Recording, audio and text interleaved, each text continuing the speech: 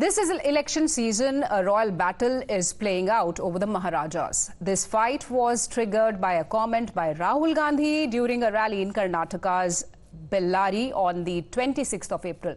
Drawing a parallel to the Modi government, Rahul Gandhi spoke about the reign of Rajas and Maharajas and said during their rule they would snatch away land from people at their own whim. Rebutting this statement sharply, Prime Minister Narendra Modi in his rally in Karnataka's Belagavi drew the appeasement link and said that Congress party Shehzada insults the contribution of Rajas and Maharajas but doesn't have the courage to speak against the atrocities of Nawabs, Nizams, Badshahs and Sultans. He also went to accuse the Congress of allying with parties that have their connections with the Mughal invaders like Aurangzeb. Listen in. जो अत्याचार नवाबों ने किए, निजामों ने किए, सुल्तानों ने किए, बादशाहों ने किए, उसकी बात पर तो शाहजादे के मुंह पर ताला लग जाता है, बोलती बंद हो जाती है और राजा महाराजाओं को गालियां दे रहा हो। कांग्रेस को औरंगजेब के अत्याचार याद नहीं आते, जिसने हमारे सैकड़ों मंदिरों को तोड़ा, अपवित्र किया। कांग्रेस तो औरंगजेब का गुणगान करने वाली पार्टियों के साथ खुशी से गठबंधन करती है। ये शहजादे का कहना है कि भारत के राजा, भारत के महाराजा ये अत्याचारी थे, ये गरीबों की जमीन छीन लेते थे।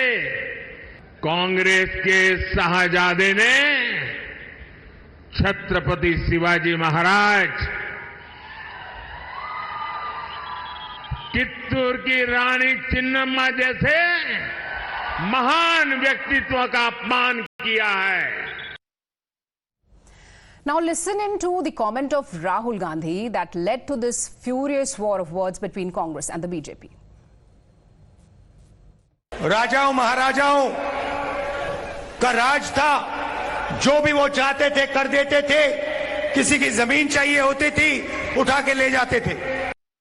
राजाओं महाराजाओं का राज था, जो भी वो चाहते थे कर देते थे।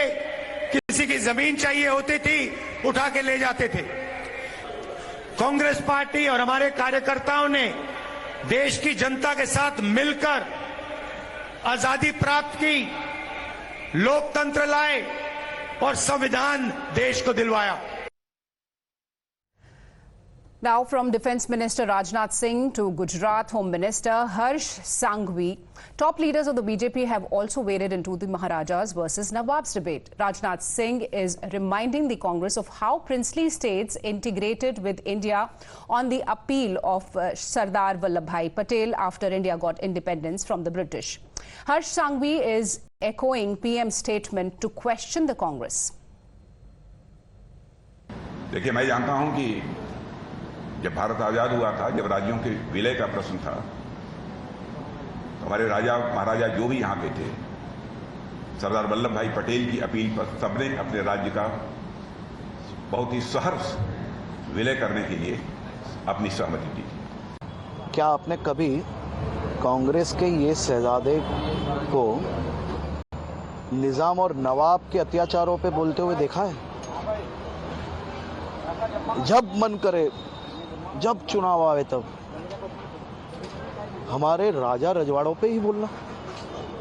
आपने कभी इनके मुंह से नवाबों के बारे में, निजामों के अत्याचारों के बारे में सुना भी है? ये प्रश्न आपको कांग्रेस को पूछना चाहिए। Congress and India bloc leaders are accusing BJP and Prime Minister Modi of creating Hindu-Muslim divide over the Maharaja versus Nawabs controversy. Listen in. Modi ji जो है वो चित्त भ्रम हो गए, ऐसा मुझको आज दिखता है। लगातार कोई भी बात है उसमें वो हिंदू मुस्लिम एंगल लाते हैं। राजा महाराजा की बात करें या मुगलों के बादशाहों की बात करें या किसी छोटे रियासत हो उसके जो है ठाकुर होते हैं उसकी बात कर लें, जो कोई भी है उसके रूलर होते हैं, हर जगह पे एक तानाशाही मानसिकता सोच उसकी बात होती है और राहुल जी उसकी बात कहते हैं। मगर ये हमारे प्रधानमंत्री जो हैं वो बौखला गए हैं, इसकी वजह से जीत हार के डर से हर जगह पे हिंदू मुस्लिम कर रहे हैं।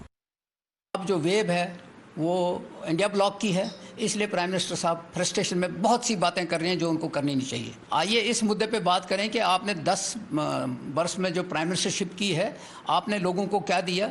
वो जो झूठ है वो लोगों के सामने है, वेव आपके खिलाफ है, इसीलिए डर के आप इधर उधर की बातें करते हैं। तो मैं प्राइम मिनिस्टर साहब से आग्रह करूँगा कि वो उन मुद्दों पर बात करें कि जिन मुद्दों पर उन्होंने 2014 और 2019 में वोट लिया, वो उन मुद्दों पे बात करने के बजाय अब वो कम्युनलाइज सिचुएशन करना चाहते हैं।